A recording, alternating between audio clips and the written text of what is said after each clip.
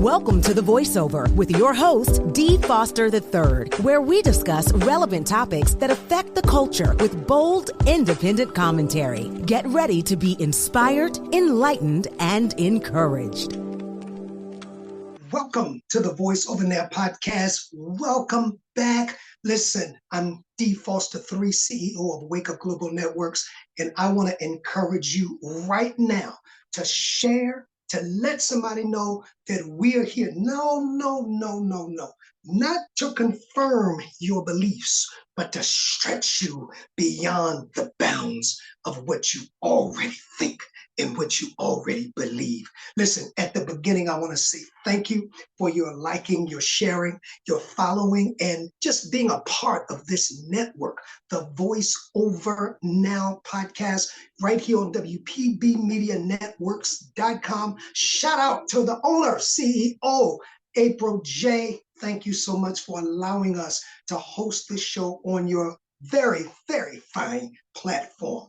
At the beginning, we just want to remind you, like you're in church, of some house announcements. Don't forget, every Sunday morning, the Voice of Hope Connection call. We just give you a few minutes, just one word that hopefully helps you make it through the week. That's right here on WPBMediaNetworks.com, 7 a.m. And then 7:30, there's the Voice of Healing community prayer call. Yes, it is growing. It is a community of people. You're welcome. Yes, you are. No matter what race, what denomination, what persuasion you are, we just come in and we dispense what's needed among so many of us, and that is a source of healing.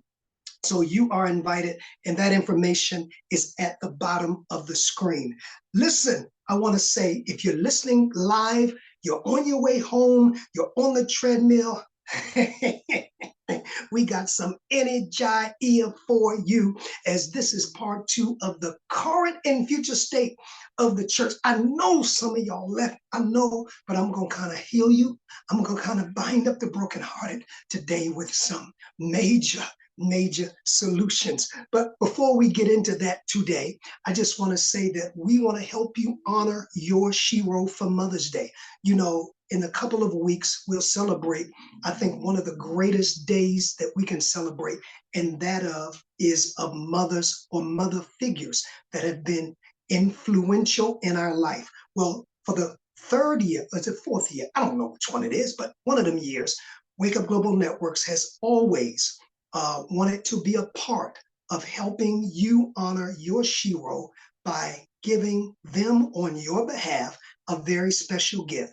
In order to fill out just a short form of why you think your shero should be honored, go to our social media pages. That's Wake Up Global Media on Instagram, Wake Up Global Media, and on X, WGNINC.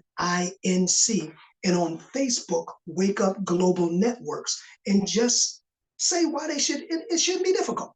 If they are your people, then right?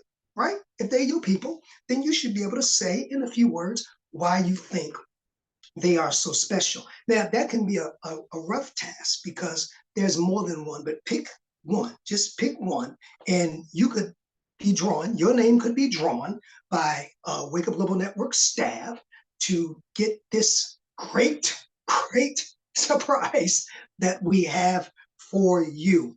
Again, listen, let me say this, and I say it all the time. If you feel led, if you feel generous, we can use your financial support. It costs to do these, and it's a lot of work, and I don't get a check for it. But because I'm true to my mission and calling, we do it, but it's not free. So please, I'm begging. Ain't that what we do in church? I mean, ain't that what some people do? I'm begging, but at least I'm letting you know I'm asking. I'm like well, anyway, let me, did you share this yet? You can connect with our PayPal or our Zelle at WAKEUPP at UPP03. Let me start again. WAKEUPP UPP03@gmail.com. That's our PayPal, and that is our Zelle. That information will be at the bottom of the screen. And that's just if you feel generous enough to sow $5, $1, $20 to help us to undergird these endeavors that we have on Sundays and on Fridays. And we want to increase it. We need more equipment, but everything costs money, as you know. All right, having got that out of the way, I want you to sit back and I want you to relax. I want you to get into a comfortable state. Oh, we want to hear from you also at, you want to write to us, or we don't write anymore. If you want to email us, you can do it at thevoiceovertheglobe@gmail.com. One word, thevoiceovertheglobe@gmail.com. Now, today is part 2 of the series, The Current and Future State of the Church. Last week, I dealt with what I thought, my personal opinion, as the current state. This week, I want to talk about, as I do on all of these series, give some solutions, what it is we must do to move this into the future, right? So I want you to follow me, because today's, you're going to have to, I'm going back in history, but I always go back, and those who've ever sat under my pastoral ministry know that my ministry is like an attorney building a case. I have a main point, but to convince you of the point by the time I get there, I've given you so much backdrop that you can't refute it, even if you try. So I'm going to go back. All right. Let me see. Where do I want to start? So, okay. The computer. All right. So I want to begin today by reading a quote from the very popular, and some of you might not be aware, but most have, either through school, because I first was introduced to this main character, not through church, but through my social studies class in college. And it was Martin Luther.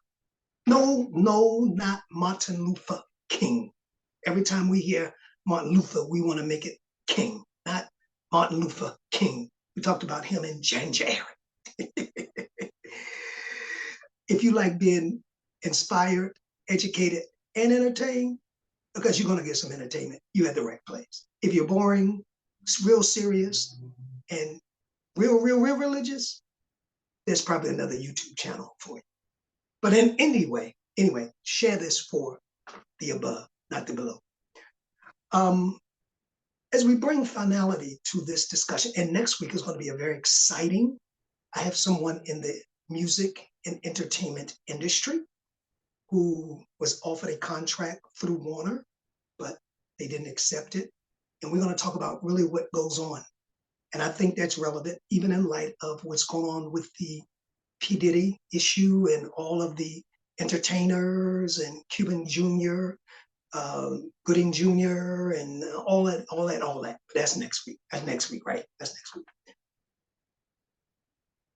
I want to bring to the finality this very, very, very, very, very serious subject of where's the church going to go? Because I made no bones about it. In my opinion, on last week, it's hanging on by a thin thread. And I gave you some reasons last week why I thought, just my opinion, my podcast, my platform, I thought that the church was hanging on by a thin thread. Today, I want to talk about my thoughts on where I believe we need to go in order for the church, not the system, to be the church. So I want to begin by reading a quote from Martin Luther, the church revolutionist. You know, the one, and this is what I learned about him in history, that nailed the 95 Theses on the church door in Wittenberg, Germany.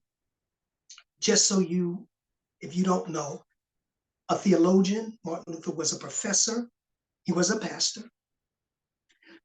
But I'm attracted to him because he was a church reformer. Luther began the Protestant Reformation, okay, with the publication of his 95 Theses on October the 31st. There was no incident that he nailed them on October the 31st, 1517. Now, we've gone through that cycle where all the planetary movements were then, and we kind of, and that's a whole nother subject. But I feel like we're going through this kind of revolution and reform again, and it is necessary if this institution, which we call the church, is going to survive, which nobody knows yet. It depends on first of all, it depends on whether we believe it needs or it's hanging on a thread. I'm sure most people think it's doing fine. Okay, you have a right to your opinion. I want to quote something Luther said, and I quote. No, before I quote, let me set the tone in case this is new. Luther is newly being introduced to you. What Luther was basically against was not the church, because at that time he was a devout, committed Catholic. But what Luther was against is a lot of what I talked about on last week's podcast. And that was the propaganda, the propagandizing of the church. The concept, like, what do you mean? And I mentioned a lot of them in today's church last week. But in Luther's day, the concept that one could hear this, buy their way out of purgatory. They could buy forgiveness and the likes. The awakening that Martin Luther experienced, because he had an awakening. All of a sudden he realized this is wrong. And let us have our awakening. We are here to awaken. We are here to grow. I'm not trying to go religious on you on this podcast, but I got to give you some context so it can make sense. And that's what happened when you're given material that you're not mimicking from other platforms or stealing people's material. You have to build your case. But when you got stolen goods on you, you just robotically repeat, just rephrase it a different way. And we know the difference. Oh, yes, we do. So he was not against the church. I want you to get it. I'm not against the church, the church Jesus came to establish. But what Luther and I, and many that have awakened, are against is the propagandizing of the church.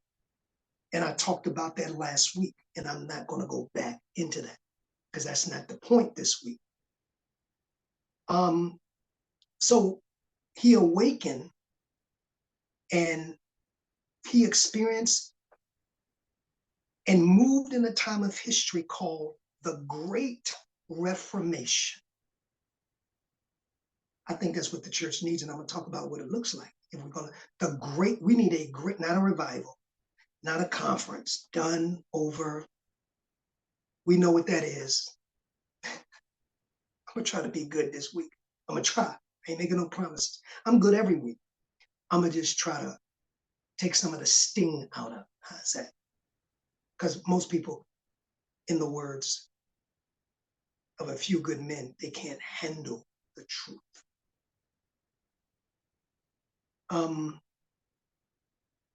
So Luther wrote, he moved in a time of the awakening, this awakening that Martin Luther experienced to grow into what we know as a time called the Great Reformation. On October 31st, 1517, he wrote his bishop, Bishop Albrecht von Brandenburg.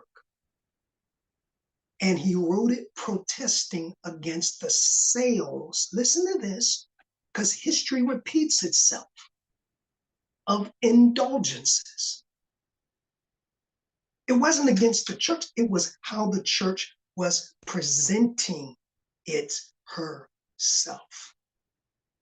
He enclosed in his letter a copy of his dispute on the power and efficiency of indulgences, of indulgences, which came to be known as his 95 Theses. Luther's response sealed his place in world history, because that's where I learned about Luther. But I told you, in my social studies class, not in church. I never heard about Martin Luther in church. This is one of my favorite sayings, and now I quote Luther. When he was summoned by the council, because you know they always summons you, like they did Bishop Colton Pearson, when they don't agree with what you're saying and you're not reading the script. They summons Jesus, the Pharisees. We hear you say you're the Son of God. They never come one by one. It's always a council.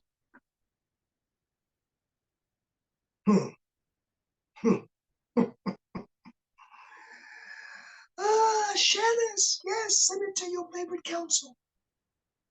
And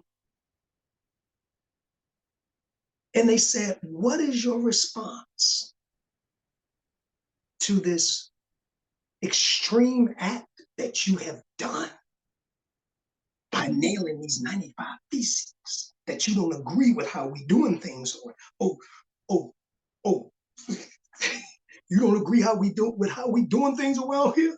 You should say, hell no. See what they do then.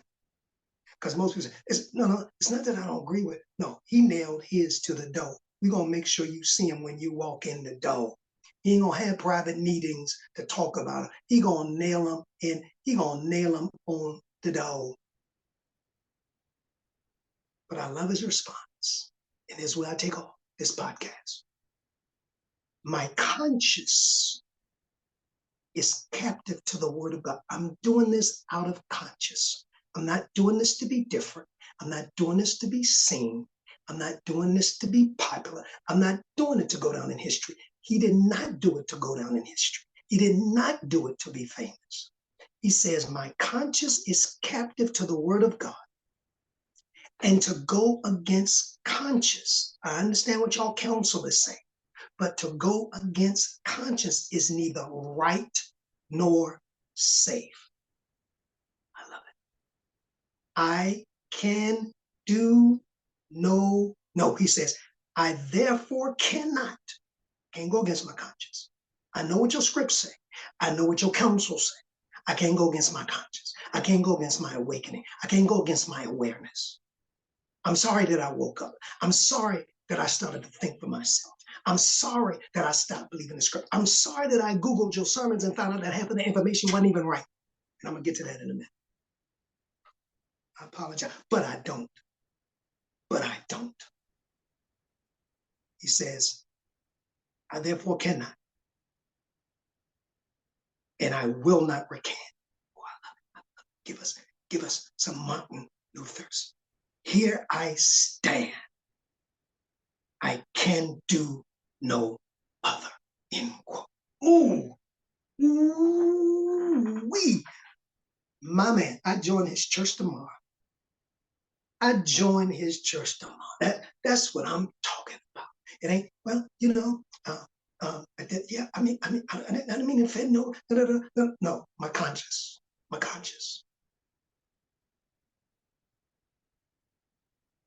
And that's why people ain't even really feeling church, because nobody speak with no conviction. Everybody, done become politically correct. Everything. When I said, where you stand on this? What you listen to certain people get interviewed. I don't even listen to the interview because I know they're not going to take a stand. They're going to toe the lines for their bank account. Mm-hmm. They're going to toe the lines for their money. I get it. Brought and paid for. I get it. So stick to the script. But then you can't expect the real ones to follow you, because real no real in scripties no scripties. Like that. Real no real in scripty no scripty. All the real ones in the house, give a thumbs up. All the scripts move. All the Now, I started the show with this little history is because it sets the tone for today's conversation. And it may be a little uncomfortable, but I told you, I'm not here to confirm your beliefs and to make you comfortable. I'm here to stretch you beyond your bounds so that we can grow and think for ourselves. I've told every church I've ever pastored, my job is not to tell you how to think. It's just to present the information to cause you to think for yourself. The reason I begin this because this sets the tone. Because we're right back here again. But the difference is, ain't a lot of Martin Luther's. I believe Bishop Pearson attempted to be.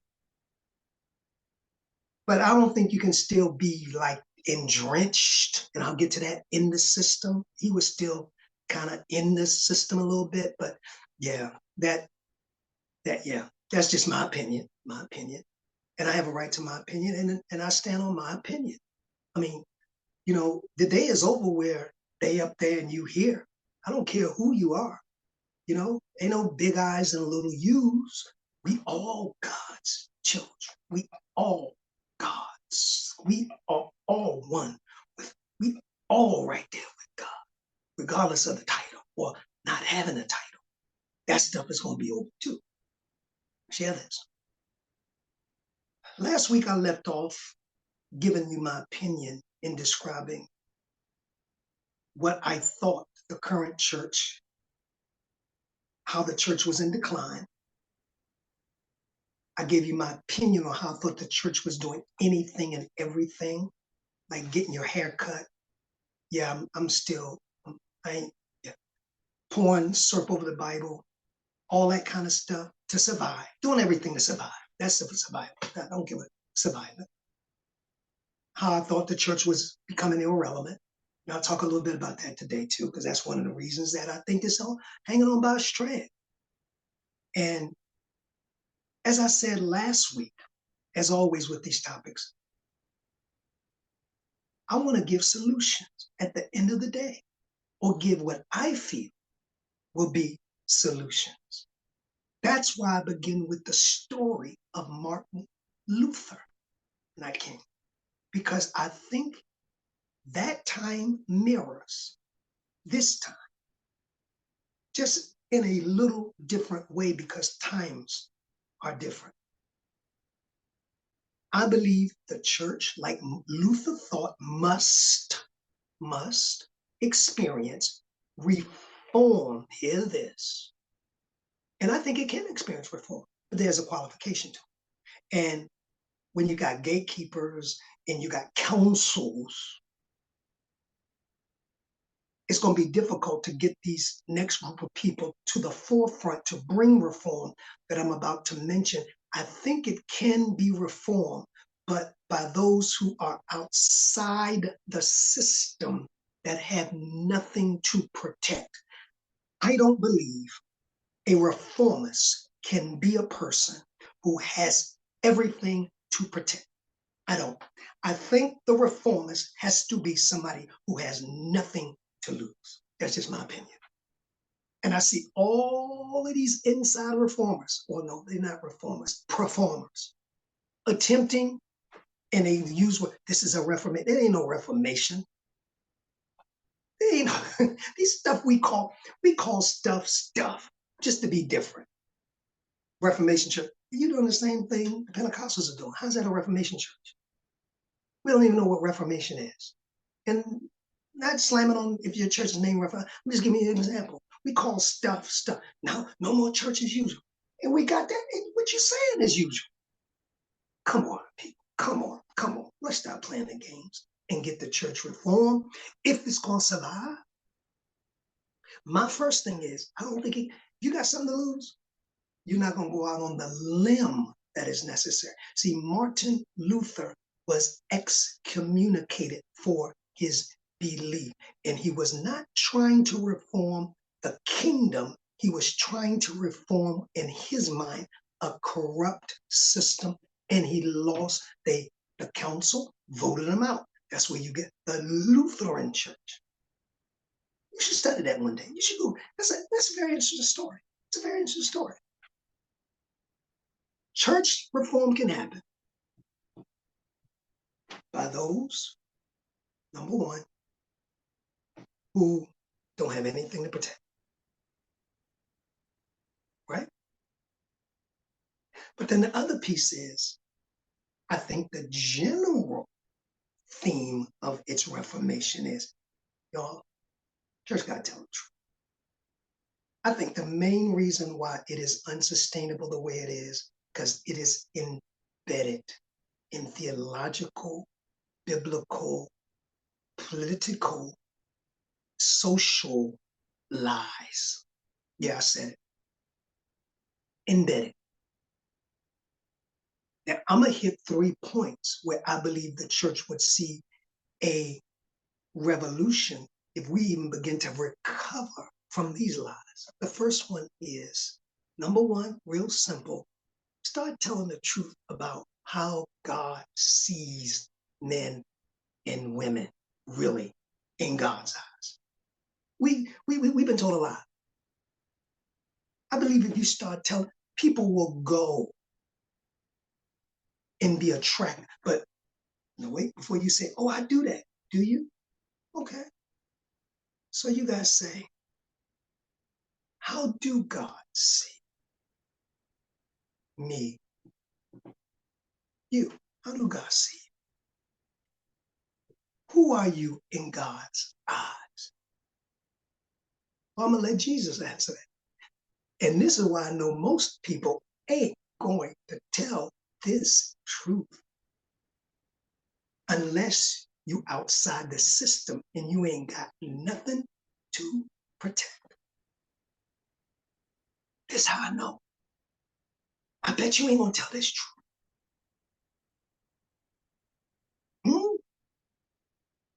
Who am I? When you start telling people who they really are, they start waking up. But then, if they wake up, they may not need me as much. Well, they don't need you, but in a different way. If they wake up, they may start to think for themselves, yeah. But let's start off by really telling them and being honest who they are.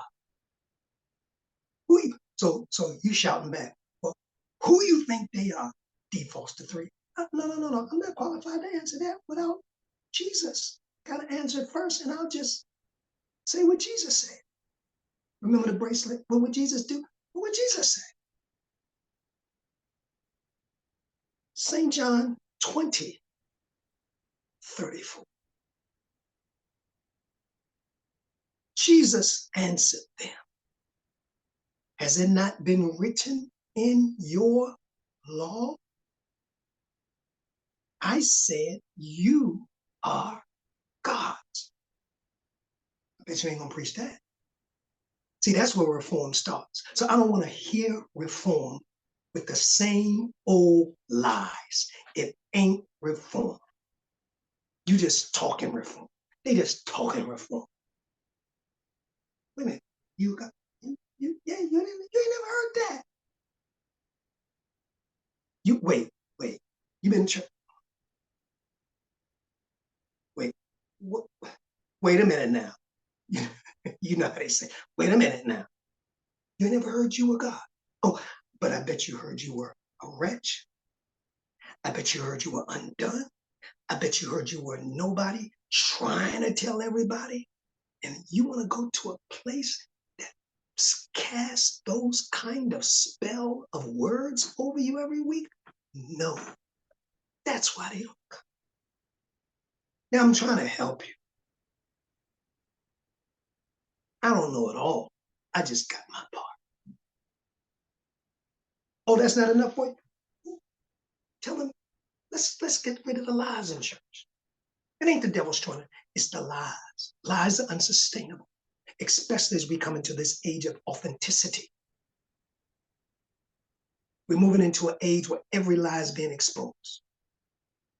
And they're leaving the church because they're Googling the truth, some of the truth, and then they're following teachers that are awakening their spirits that don't have nothing to lose. See, I know you want to awaken, but it's going to cost you. So don't protect. You don't work hard for that. You're almost in retirement. Protect that. 2 Peter 1:4, when you tell the people who they really are, whereby are given unto us exceeding great and precious promises, that we read that by these you may be partakers of the divine nature. God, divine nature, having escaped the corruption that is in the world through lust. Divine nature. I'm not just human, I am divine. That sounds like St. John 20:34. You are God's. My shot. Cool. Yeah, that. But see, I can't thrive on that. I can't profit off of that.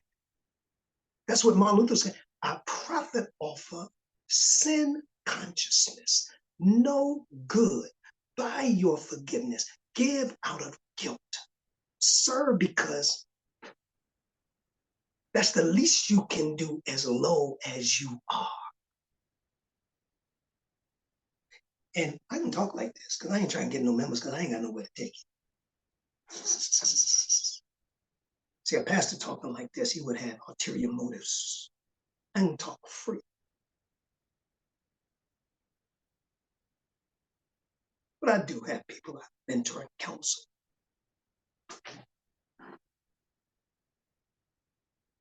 When you tell people, and I know it sounds like I'm preaching, but I'm not. This happens to be a spiritual subject. So this is a podcast. You know, we talk about everything. I told you, spiritual. If you talking about it, we talking about it. And people talking about why people ain't in church. So I talk about the stuff people talk about in private that they don't want to talk about in public.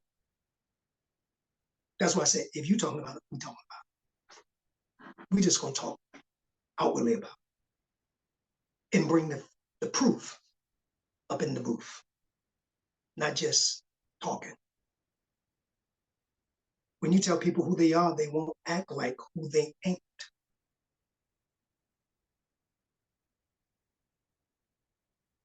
That's the first thing. And I'm just hitting, these are just my beliefs, some of my beliefs. This is not the whole kit and caboodle, because there are other things. But these are kind of things I was led to kind of share. If we get these straight, I think we'll see some kind of reformation. Second thing is tell the truth of God in the Bible. Yeah.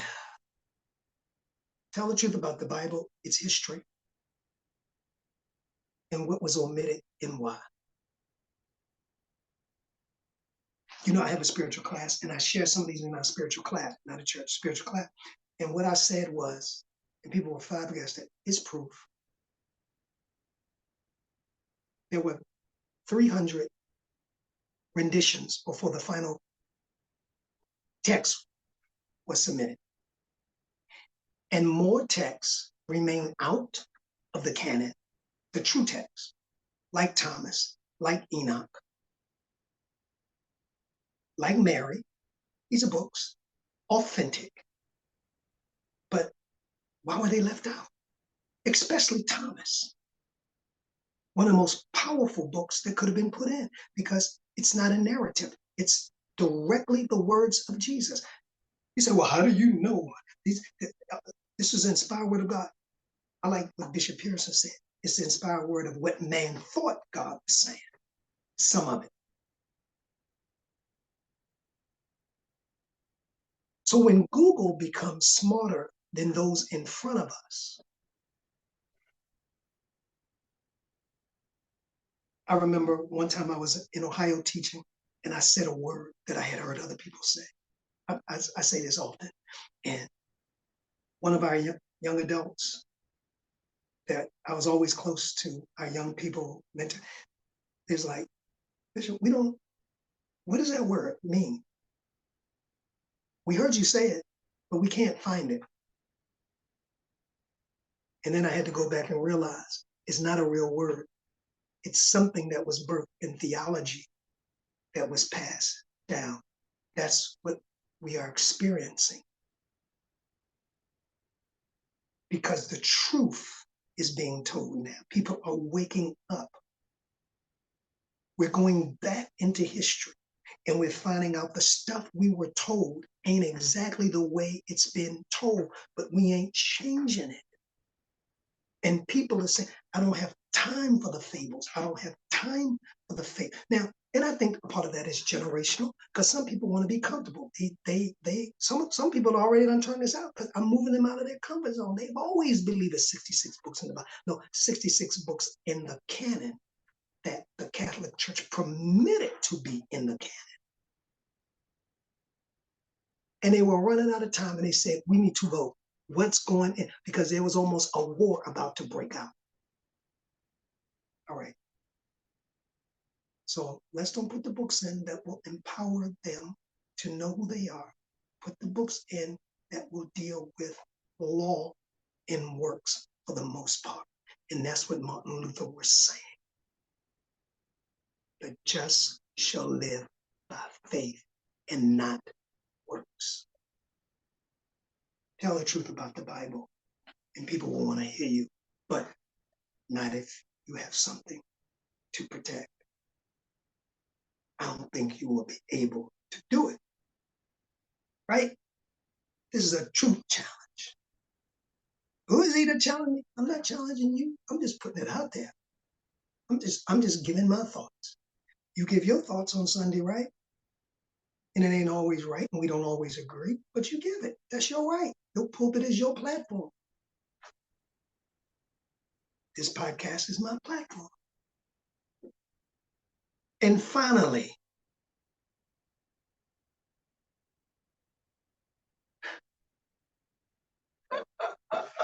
did you share this yet? Tell the truth about where the power of God lies, or where God is. Let me do. God up in heaven.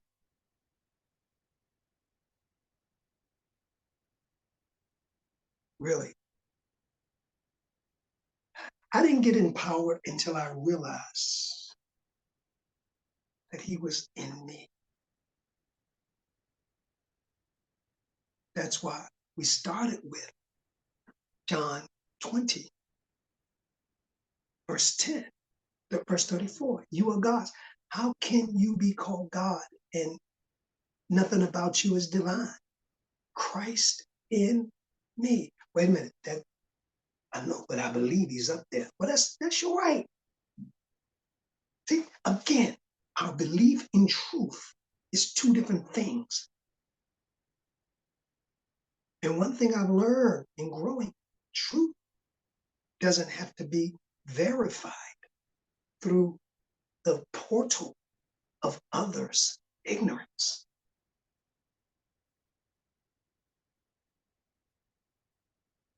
I think these are just some things that, in my opinion,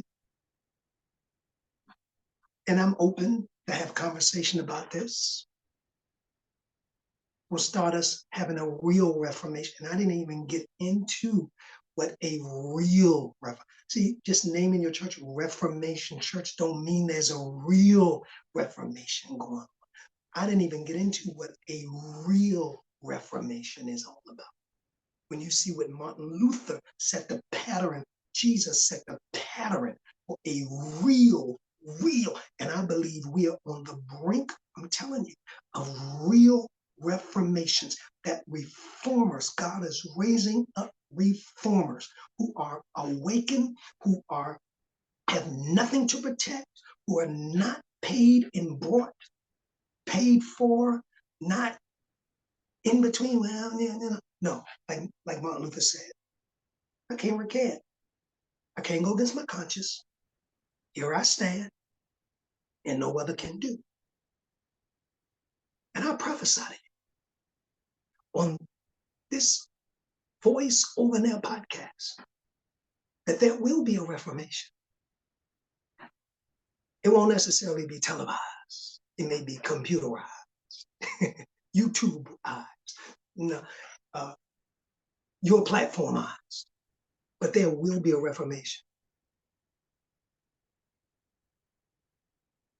Upon this rock, I build my church, not that church, my church, in the gates of hell.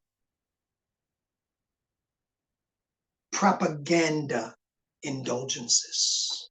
We thought it was the devil. Propaganda indulgences will not prevail against. God bless Bishop Carlton Pearson in his efforts to plant the seed in this season. But it's left for the real called reformers to build upon and continue. So let me say this. Whether the church